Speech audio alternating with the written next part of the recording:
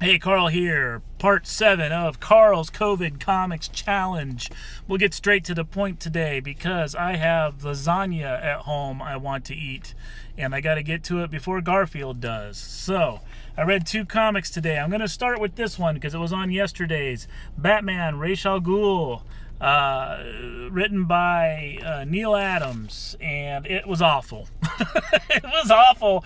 The art was weird. The writing was weird. I really don't know what they were getting at here. There was a lot more Dead Man in this than I was prepared for, as in almost every page there was something to do with Dead Man. The only enjoyable thing of this was reminding myself that comic books used to be super wordy, and sometimes I get a little reminiscent of what things were like in the old days. I don't really miss when the entire bulk of the story was told in exposition, in word bubbles. I don't mind an editor's box, every once in a while, but let the visuals tell some of the story. This looks like someone did a spec comic with the hopes of showing it around a convention to try to get work on DC Comics. And the story was crappy. The art was crappy. I talked to a couple guys that read this and immediately dropped it off their pull file. I think that's fair. In the past, I've tried not to be too hard on number 1 issues because, if it's a 1 of 6, it could go lots of different ways. I've had a lot of comic books go south on me at the very end of a run, but they start strong, so it's just as likely that it would happen the other way around. But this, I'm okay at missing the story of the year if this is how it starts. It just wasn't very good. 2 days worth. I'm glad I didn't read it yesterday, because it would have broken me. The other comic I read today was Avengers of the Wastelands. In this story, it's an alternate universe type story. In the future, all the supervillains have teamed up and somehow formed an army that took over the United States by destroying it. And then Doom sort of put himself as emperor, and heroes are dead and gone.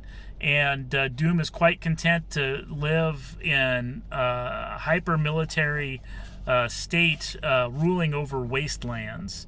In this story, there's still a Hulk named Bruce.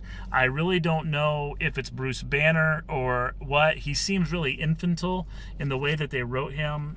So I don't know if it's just another Bruce or it's supposed to be Bruce Banner. So many questions with that. Female Thor, she's a woman of color in here. I'm not really sure how she got the hammer, but she wields Mjolnir, and she also uses Thor's powers as if they're second nature. So she's obviously a force to be reckoned with. And then there's a little boy. Well, he found Ant-Man's mask when he was a little boy. Now he's a grown man, who is trying to be Ant-Man. He tried to stand against Doom's armies and failed, and so he sought out the other heroes. The only other Marvel character really in this book other than that was an Ultron. It's kind of unclear which Ultron it was, but he was living a normal life as an auto mechanic, but Doom sought him out and destroyed him because he was so sickened by the fact that Ultron was living on the side of good, even though he was doing nothing to thwart Doom. And just to kind of show the kind of jerk Doom is in this particular setting. I don't like the use of Doom, although he is always going to be the guy at the top of the heap in some sort of a situation like this if you're using Marvel characters. But to me, Doom is a lot deeper than just wanting to be an emperor over nothing. Although you could argue that, Latveria has been allowed to exist in squalor at the expense of his own ego. But there's no inkling of Doom pursuing something greater or trying to achieve a higher goal other than just megalomania. This is pretty interesting. I think as a Elseworlds miniseries, it'd be fine, and I think I would read more of it. They don't really establish all the characters very much. There is one like editor's remark that almost made it sound like there was a prior comic to this that it refers to. So if this is a Marvel status quo that I'm not aware of, if there's another timeline that has other stories with it, that changes things, because if this is the newest part of something that is running for a while, I'm actually less interested in it, because it starts off almost as if like, here's this new exciting world where things are not as you would expect. If I found out that, yeah, it's actually how I would expect based on the continuity up to this point, I would be very disappointed that this is all the better that they developed it. So I give this a 3 out of 5. Again, this is worth reading. This is, again, one of those comic books I'd pick up, read, and throw aside, which is exactly what I'm going to do. I'm going to pass it on. I'm going to take these comic books when I'm done and put them inside a little library outside my son and daughter's school. Then I'm going to contact the principal and let her know they're in there. If she wants to put out a comment that anyone that wants to buzz by the school can pick up a few free comics to read. And not to take them all, just to take a few and bring them back and read some other ones, and maybe some kids can get some fun out of these comic books, because I'm done with them. 3 out of 5, and I didn't really rank that other one, but it's a 1 out of 5, which is crazy. It's Batman, it's Ra's al Ghul, it's Deadman, it's Neil Adams. 1 out of 5. No, thank you. Hope tomorrow's books are a little bit better. Didn't spend a lot of time today talking about this whole challenge.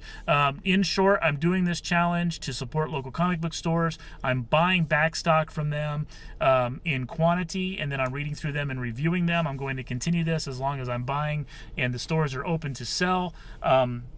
I think it's something you should do too. I would encourage you to reach out to your local comic book store. Today I was made aware of another comic book store who was doing personalized shopping based on a quantity of money pledged. It was a little more organized than some of them I've seen out there. It uses a Google's Doc, but I haven't heard back from them as far as the process goes. But it's books with pictures.